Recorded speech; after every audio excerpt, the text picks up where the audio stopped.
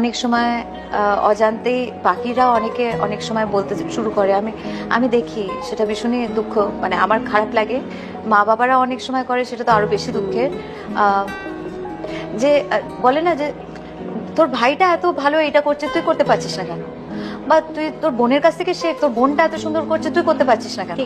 এই যে কন্টিনিউয়াসলি বাড়ির মধ্যে যে কম্প্যারিজনটা, কন্টিনিউয়াস পার্থক্য দেখানো এবং সবসময় একজনকে ভালো বলা আর একজনকে খারাপ দেখানো বলা, সেই জিনিসটা আমার মনে হয় সব থেকে বেশি দুঃখের জিনিস। কারণ যে বাচ্চাটা, সে তার দাদা, সে তার বোনকে তো প্রচন্ড ভালোবাসে, কিন্তু সে যখন কন্টিনিউয়াসলি শুনতে থাকে যে আমি ছোট, ও অনেক বেটার, ও আমার থেকে অনেক সব দিক থেকে এগিয়ে আছে, এই যে কন্টিনিউয়াস কম্প্যারিজন যেগুলো হয়, সেগুলো হয়তো মা বাবা অজান্তে করে, অজ্ঞানতায় করে, বা যেটা সেটা সেটা ভীষণই দুঃখের। বাইরের লোকেরা না করলে খুব যে ম্যাটার করে তেমন নয়, কারণ ফ্যামিলির লোকেরা যদি স্ট্রং হয়ে জিনিসটাকে দেখায় যে তোমরা সবসময় আমাদের কাছে সমান, এই যে সমান ব্যাপারটা কন্টিনিউয়াসলি যদি দেখায়, বাইরের লোকেদের চিন্তা ভাবনার উপর তো আমাদের হাত নেই, আমরা তো কন্ট্রোল করতে পারবো না।